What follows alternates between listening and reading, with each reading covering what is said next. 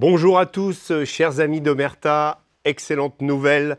Aujourd'hui, c'est arrivé, c'est dans vos kiosques, le nouveau magazine Omerta. Je sais que beaucoup nous ont demandé quand est-ce qu'il allait sortir. Et bien voilà, vous pouvez le trouver. Il est disponible dans 5000 points de vente en France. Donc allez-y, il est dense, il est compact. À l'intérieur, évidemment, on traite de l'actualité, d'une actualité extrêmement riche. On revient en particulier sur la Roumanie, pour laquelle nous venons de réaliser également un documentaire qui s'appelle Roumanie au pays des élections volées. Do you interfere in the electoral process in Romania? The Emmanuel Macron government, yes.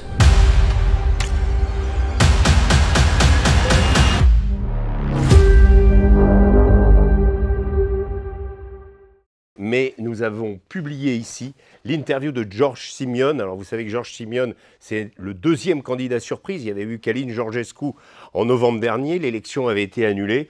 Et puis, Georgescu n'ayant pas pu se représenter, c'est George Simion qui a pris sa place. Il a fait plus de 41%.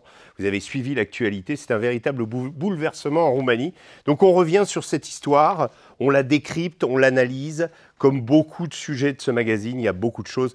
Il y a des surprises. Il y a également une rencontre avec Carlos, le terroriste qui actuellement est toujours en prison à la maison d'arrêt de Poissy. Nous sommes allés le rencontrer. Très intéressant de savoir, quand on sait l'ampleur du terrorisme aujourd'hui dans notre monde, comment celui qui a mis, on va dire, sur les fonds baptismaux le terrorisme moderne, ceux qui pensent de tout ça.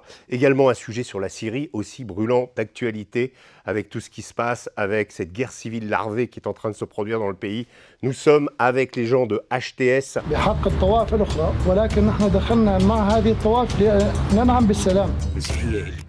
Ceux qui ont remplacé Bachar al-Assad, qui l'ont fait chuter. C'est dans le mag également. Vous avez évidemment le sujet de couve. Poutine, Trump, à l'assaut de l'Europe. Pourquoi à l'assaut de l'Europe? Eh bien, tout simplement parce que, on l'a bien compris, aujourd'hui, il y a un bouleversement géostratégique avec le rapprochement entre les Américains et les Russes. Que va devenir l'Europe? Que vont devenir les Européens? Nous avons interviewé des grands experts pour expliquer, pour essayer de comprendre ce qui est en train de se passer dans le monde. Tout ça, vous le trouvez dans le magazine d'Omerta, disponible dans 5000 points de vente en France. À vos kiosques. Et pour cet entretien, nous retrouvons Régis Le Sommier. Je suis accompagnée à nouveau de Richard de Sèze. Bonjour. C'est une joie pour moi aussi. Voilà. Bonjour à tous les deux. Un plaisir Régis, aussi. merci d'être avec nous. Commençons simplement.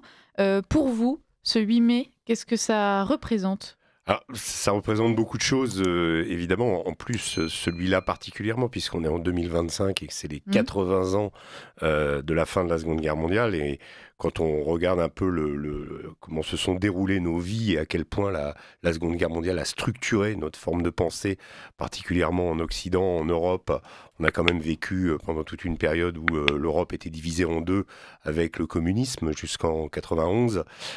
Donc c'est des choses qui sont marquantes et tout ça, l'héritage de la Seconde Guerre mondiale est encore extrêmement présente. Je pense qu'il structure notre pensée, il structure nos partis politiques.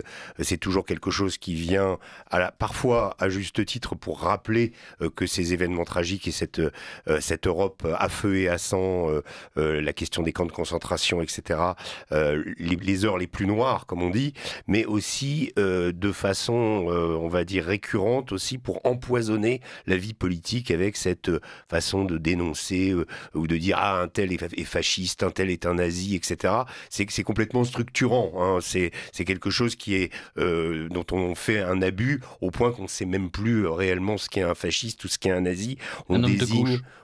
On essaye Oui, à la base, oui, c'est vrai, quand on voit que Mussolini était socialiste au départ, et que les théoriciens du fascisme ont emprunté plus à la Révolution française, on va dire, qu'aux monarchistes ou à l'extrême droite de l'époque. Donc c'est intéressant de voir comment, pour moi, enfin en tout cas quand on me parle de la fin de la Seconde Guerre mondiale, c'est ça, au premier abord. L'autre abord, c'est plus le regard, on va dire, historien sur cette période.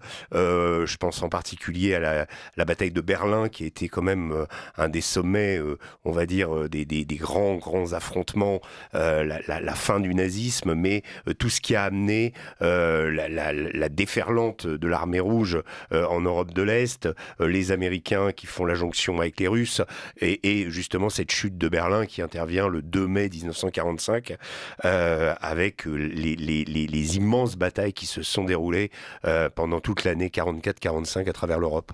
Alors justement, vous parlez de cet héritage. Il y a aussi énormément de choses qui ont été passées sous silence de cette période, des choses dont on ne parle plus, des événements, des façons d'agir qui peut-être entacheraient le discours des vainqueurs.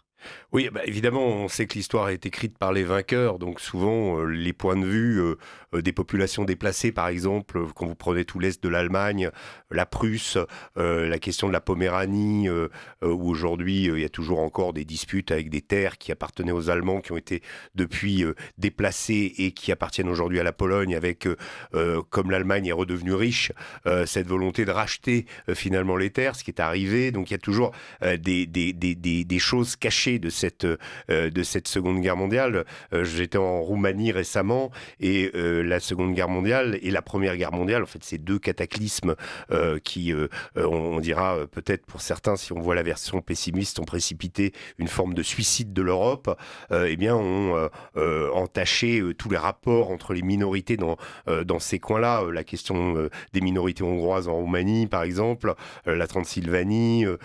Pour les Hongrois, évidemment, c'est le fait que toutes ces guerres les ont privés d'une partie de leur territoire. Enfin, il y a tout un tas de ressentiments qui ont pour origine justement ces deux cataclysmes, parce que je ne pense pas qu'il faille distinguer stricto sensu Première et Seconde Guerre mondiale. Pour moi, la Seconde Guerre mondiale est une sorte de résultante de la Première Guerre mondiale, avec justement cette question de la sortie de guerre, cette question de la place de l'Allemagne et de la défaite allemande, admise ou pas admise, forcée ou pas forcée avec les traités, la question des corps francs, la question de l'occupation de la Ruhr, tous ces épisodes qui ont secoué la France et l'Allemagne à l'époque, eh bien, vont donner des graines justement pour le second conflit qui interviendra même pas 20 ans après, avec aussi une dimension qu'il ne faut pas oublier sur ce second conflit, c'est que le premier ayant été tellement meurtrier que beaucoup se sont dressés par pacifisme et parfois ont collaboré justement par pacifisme. Je pense à une série d'écrivains comme Céline Drieux-La Rochelle qui ne voulaient pas revivre une deuxième guerre parce qu'ils avaient vécu la première. Et donc la première étant été tellement meurtrière au niveau des soldats dans les tranchées, tellement atroce que ils voulaient une paix en Europe. Donc il y a tout un tas de choses comme ça qui sont finalement des conséquences de la Première Guerre mondiale et qui va donner ce cataclysme de la Seconde Guerre mondiale qui, il faut le rappeler, sa particularité principale, ce sont les populations civiles qui souffrent atrocement. C'est effectivement les soldats, mais à la différence de la Première Guerre mondiale, les populations civiles sont extrêmement, extrêmement touchées par le second conflit mondial, que ce soit en Allemagne, que ce soit les déportés, que ce soit en Russie, avec la Shoah par balle. Tout ça, et puis les camps de concentration, évidemment, tout ça, évidemment, va donner des millions et des millions de morts. Donc la Première Guerre mondiale, énormément de soldats meurent. Deuxième Guerre mondiale, énormément de soldats meurent, mais beaucoup plus de civils. C'est aussi ça, la Seconde Guerre mondiale. Et au-delà des civils qui sont directement visés, on a aussi tous ces civils qui sont des victimes collatérales en fait du conflit, notamment au moment du débarquement. Alors là, on est quand même un petit peu avant, mais Oui. il y a eu énormément il y a eu des choses terribles qui se sont passées à ce moment-là. Oui. Et pareil, on n'en parle plus tellement. Alors, c'est très intéressant parce que j'ai trouvé que justement ces 80 ans du débarquement ont permis de remettre en lumière des choses dont on ne parlait pas du tout. Moi, j'ai grandi en Normandie, en Bretagne. On ne parlait pas du tout de la question des viols par les soldats américains notamment. Et c'est quelque chose dont on a reparlé. Il y a eu des témoignages. Il a fallu attendre 80 ans pour que les langues se délient parce qu'évidemment, on parlait d'une histoire de nos libérateurs qui ont été les Américains. Et puis, on s'aperçoit que finalement, le traitement et le comportement des certains soldats américains n'a pas du tout été exemplaire et que ça n'est pas quelque chose qui a été rare, et donc on a pu en parler cette fois-ci. J'ai trouvé ça très intéressant. On a vu des émissions où des vieilles personnes justement se souvenaient de leur mère ayant été violée par des soldats américains, des choses comme ça. Là, sur la question de la commémoration à stricto sensu de cette Seconde Guerre mondiale, on sent bien qu'elle est altérée aussi par une chose qui est la guerre en Ukraine. C'est-à-dire que la guerre en Ukraine est, on va dire, la manière de dicter causée par, enfin le fait que cette guerre d'agression russe a finalement un impact sur les populations en Europe et sur les gouvernements européens, il y a une façon un petit peu gênante, je dirais, de réécrire l'histoire au travers de qui sont les bons et qui sont les méchants aujourd'hui. Je prends deux exemples. L'exemple du débarquement où évidemment, Vladimir Poutine n'était pas invité, mais quasiment, je crois que même l'ambassadeur russe n'était pas invité en France. En revanche, Volodymyr Zelensky était invité et les commémorations du débarquement ont lieu, vous savez, le 6 juin, dans un petit village de Bretagne où est tombé le premier SAS français, donc formé par les Anglais, qui s'appelait Émile Bouétard, qui a été tué au matin du 6 juin. Donc il avait été parachuté derrière les lignes allemandes pour essayer justement de perturber d'empêcher la remontée de la Wehrmacht vers les plages de Normandie. C'était le rôle des SAS et de la résistance en Bretagne.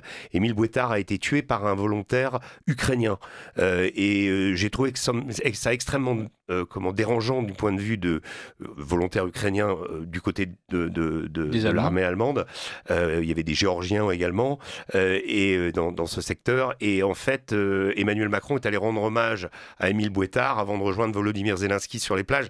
Évidemment, ça n'a pas de rapport avec la lutte actuelle de l'Ukraine, mais c'est quand même un petit peu dérangeant de considérer que, en fait, en réalité, beaucoup d'Ukrainiens se trouvaient à l'époque du côté des Allemands et de passer tout ça sous silence. De même que l'autre événement que j'ai trouvé absolument scandaleux, c'est alors pour des raisons, on va dire, liées au conflit à Gaza aujourd'hui et au fait que Benjamin Netanyahou a été condamné, enfin a été par le TPI, donc ne pouvait pas se déplacer. Donc le Premier ministre israélien, on va dire représentant les Juifs morts dans le camp de concentration n'étaient pas là, et ceux qui ont libéré le camp de concentration, c'est-à-dire les Russes, n'étaient pas là non plus. Donc c'est encore plus dérangeant, alors que par contre les Allemands étaient invités, les Ukrainiens dont il y avait quand même beaucoup de gardiens de camps de concentration qui étaient soit d'origine polonaise, soit d'origine ukrainienne.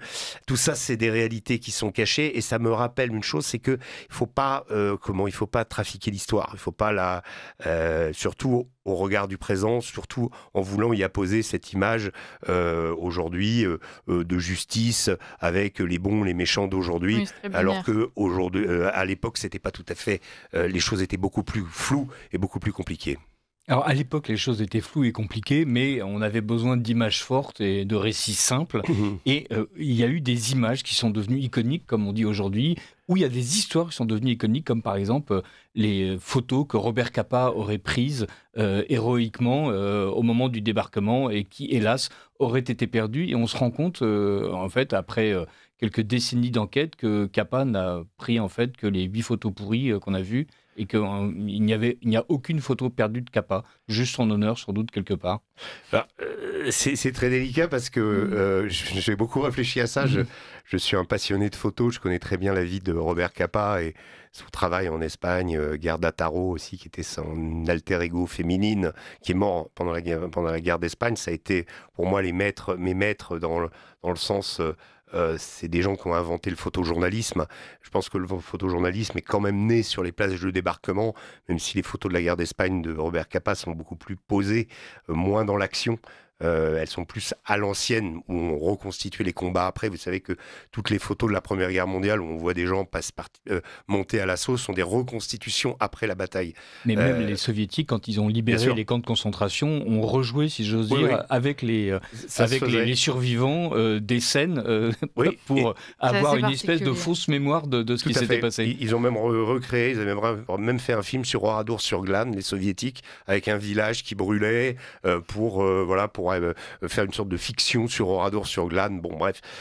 Mais je crois personnellement que ces 8 photos pourries ne sont pas si pourries que ça. Je pense qu'il y en a quelques-unes, en particulier celle qu'on appelle Soldier in the Surf, enfin le soldat dans la vague, où on voit cet Américain se cramponner au sable, finalement, qui a trébuché et qui est enseveli par la marée et qui essaye justement de mettre sa main et son fusil pour s'accrocher au sable des plages de Normandie. Normandie. Je pense que cette photo, elle est totalement spontanée. C'est peut-être l'acte de naissance de ce que j'appelle vraiment le photojournalisme, c'est-à-dire la photo de guerre sans... Alors, ça passe à la moulinette de la censure. Hein. Après, moi, il y a eu des expositions. J'ai assisté, moi, à une exposition à New York, des photos censurées de Robert Capa de la libération de la France, où vous voyez des Allemands en train de rosser un pseudo-collaborateur, des Américains en train de rosser un Allemand, voilà. Et ces photos avaient eu un sceau derrière, c'est-à-dire un tampon de la censure, et donc on ne les passait pas.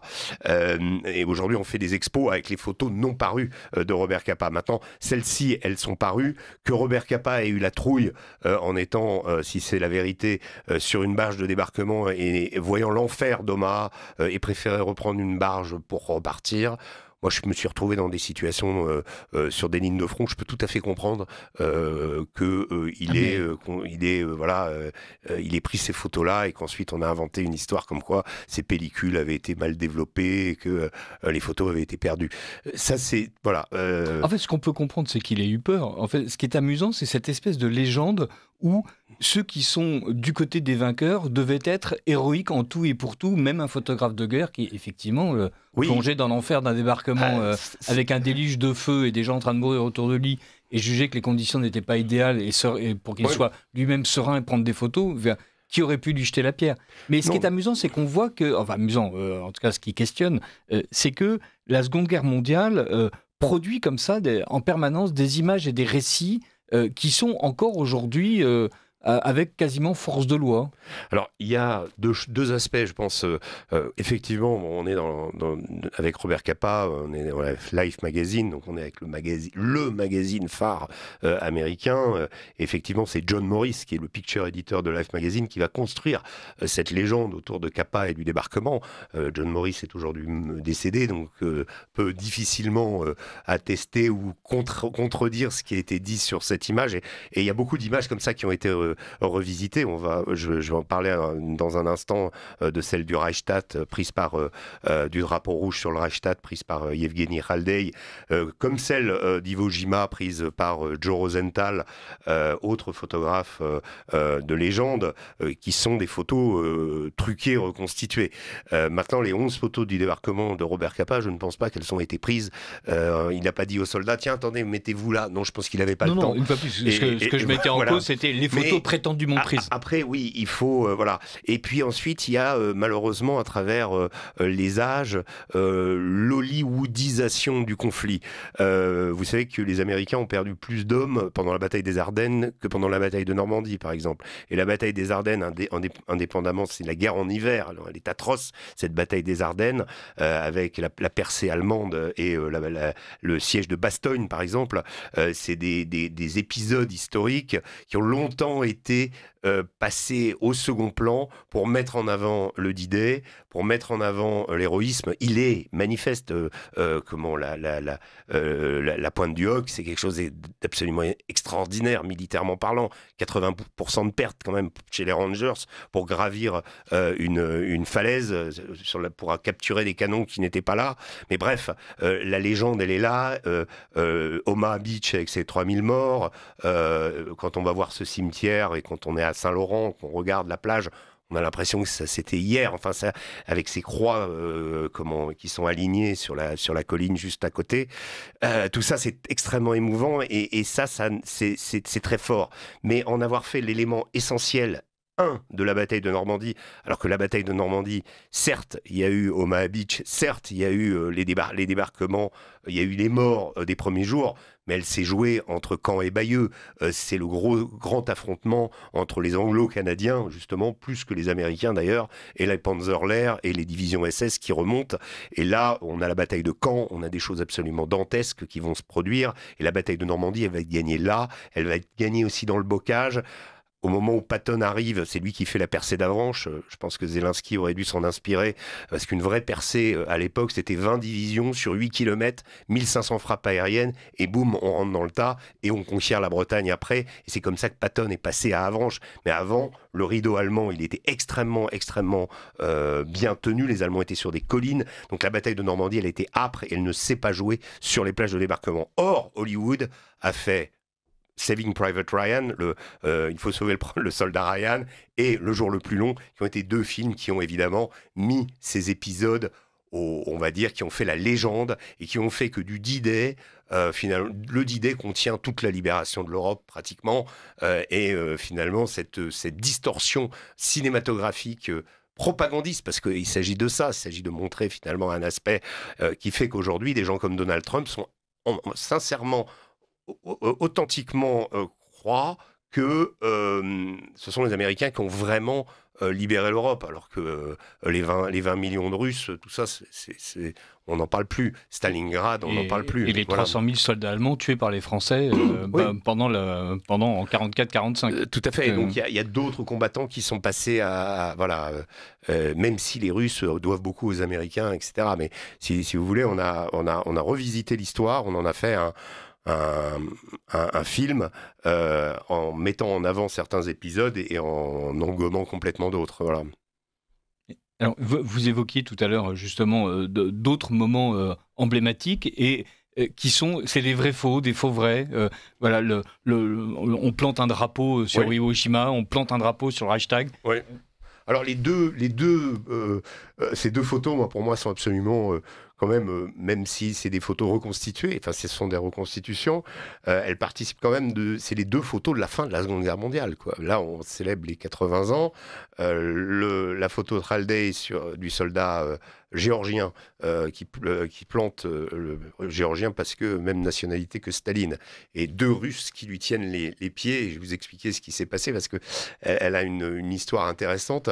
2 Russes qui tiennent ce soldat qui plante le drapeau rouge, et puis chez Joe Rosenthal, vous avez ce groupe de Marines qui plante ce drapeau sur le mont, je ne sais plus lequel, de l'atoll volcanique d'Iwo Jima, après cette bataille dantesque, où là, en fait, Joe Rosenthal a vu, il y a déjà une photo qui a été faite par les Marines la veille, qui est moins dynamique, où on voit des types un correspondant de guerre qui l'a prise avec le drapeau, les types sont avec leurs fusils devant, c'est nettement moins... Bon, lui fait revenir les types le lendemain et ils font la photo, il les fait remonter sur la colline et ensuite ces gens-là vont ensuite participer des levées de fonds dans les campagnes américaines, parce que vous savez qu'à l'époque la marine menant 2 guerres sur 2 fronts différents en Europe et dans le Pacifique était presque ruinée et qu'il fallait de l'argent, il fallait demander de l'argent. Donc on envoie les porteurs du drapeau d'Iwo Jima. C'est un très beau film de Clint Eastwood qui le raconte. Et en fait, là encore une fois, scénarisation, hollywoodisation, mais enfin quand même avec beaucoup d'authenticité. Et pour ce qui est de Yevgeny Haldey, correspondant de l'agence TASS, il arrive à Berlin et on lui confie une mission, on lui demande de trouver justement la photo symbolique dans les ruines. Alors donc il va trouver 5 endroits dans Berlin, dont un à la gare de Berlin, où là il arrive avec des drapeaux, on voit donc toutes ces photos-là existent. Et donc il a l'idée justement de monter au Reichstag avec, je vous dis, ce soldat. Et le problème qui va se poser, c'est que quand la photo paraît, elle est immédiatement envoyée à la censure russe. Il y a plusieurs séries de photos d'ailleurs de cette. Ce qu'on remarque pas tout d'abord, mais Staline le voit tout de suite, c'est qu'un des 2 soldats russes qui tient ce Géorgien, donc qui plante le drapeau, a 2 montres au poignet. Ça veut dire quoi ? Ça veut dire que en fait, ce soldat est un des cadavres. Et Staline rentre en colère, comme Zhukov d'ailleurs aussi, qui avait vu certaines de ses unités emporter des choses chez les gens, piller des choses, et qui avait piqué une grosse colère. Là, Staline demande qu'évidemment une des montres soit retirée, et comme vous savez, à l'époque, il y avait pas Photoshop, mais il y avait un Photoshop de la censure communiste assez redoutable qui arrivait, parce que vous savez, ces photos où on voit Lénine avec ses camarades et puis peu à peu ils disparaissent et à la fin il reste pieds sans corps. Voilà, on oublie d'enlever les pieds. Là on enlève la photo, on enlève la montre et la photo est un peu plus présentable.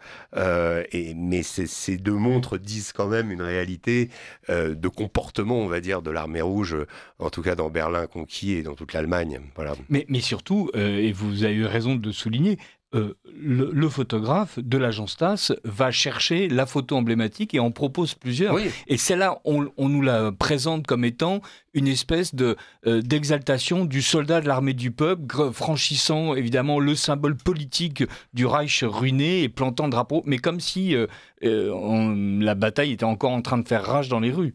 Oui, bien sûr. C'est assez... disons qu'elle est prise... je crois qu'elle doit être prise le 2. Berlin tombe le 2, elle doit être prise le 3 ou le 4. Donc il y a encore des incendies, il y a encore cette atmosphère d'apocalypse qui domine Berlin.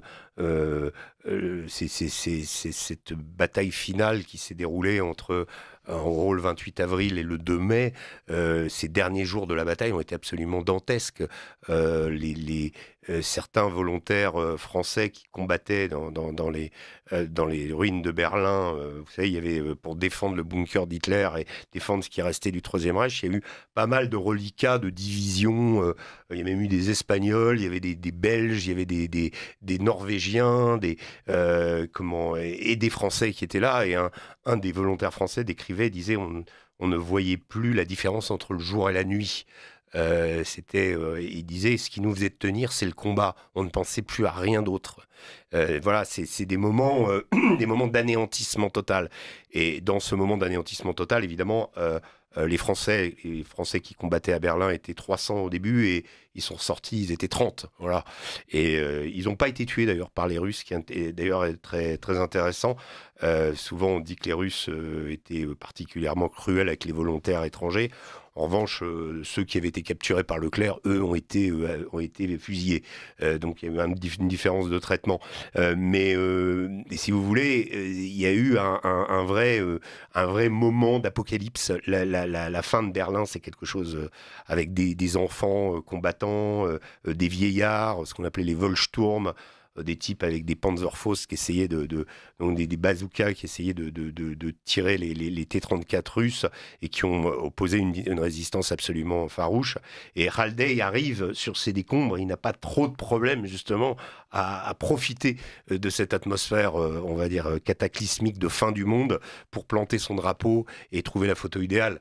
Et cette photo idéale, effectivement, elle marque les esprits, elle est extrêmement bien composée, elle montre en même temps la grandeur que fut le Reich. On voit les statues encore qui s'élèvent sur le Reichstag et on voit cette atmosphère de noir, de noirceur partout qui montre que tout ça a brûlé et ce drapeau rouge qui quelque part on va dire sonne comme une tache de sang, on dira, qui a représenté cette libération de l'Europe. Régis Le Sommier, quand vous nous parlez de cette photo symbolique qui était même donc une mission pour les photographes sur place, donc une photo à trouver, vous nous parlez de ces photographes qui deviennent les premiers reporters de guerre. La Seconde Guerre mondiale, on en parle beaucoup, donc cette fameuse date du 8 mai, on en parle beaucoup parce que ça marque effectivement une rupture sur plein de plans, évidemment politique, même dans la façon de faire la guerre, dans la façon de traiter l'information, dans la façon de communiquer. Il y a aussi un après Seconde Guerre mondiale. Moi, je dirais que on reste quand même avec une omniprésence de la censure, au moins jusqu'à la guerre de Corée.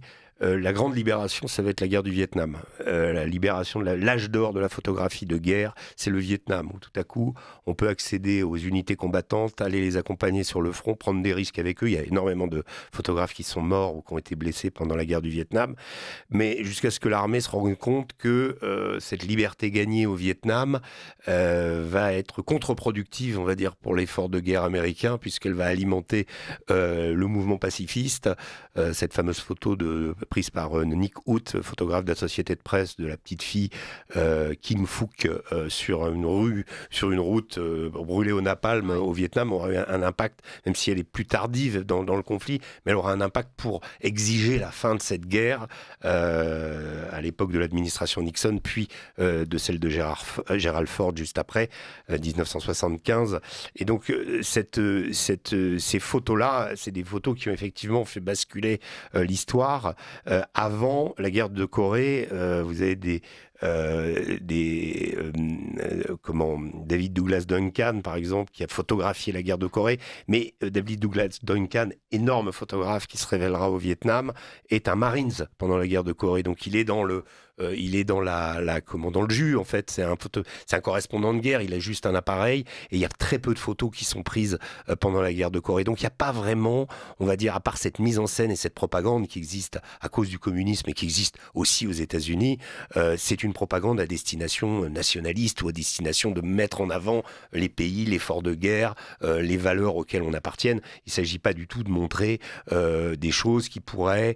je vous parlais tout à l'heure des photos, des expositions qui sont faites avec les photos censurées de Robert Capa. Ça en dit long quand même sur l'interprétation, la façon dont on voyait la photo à l'époque. Il fallait qu'elle soit contrôlée et montrer une mauvaise photo, ça voulait dire être un mauvais patriote et ne pas aller dans le bon sens. Et ça, je vous dis, ça change vraiment au Vietnam. Merci beaucoup. Régis, d'avoir été avec nous pour faire le point sur cette date clé. Et puis on vous retrouve de toute façon lundi prochain. Ça marche. Le Premier ministre britannique et moi-même donnions mandat à nos chefs d'état-major des armées pour qu'une équipe franco-britannique puisse être déléguée dans les prochains jours en Ukraine. You've allowed yourself to be in a very bad position, and he happens to be right about it. From the very beginning of the war. You're not in a good position. You don't have the cards right now. With us, you start having cards. Right now, you're playing cards.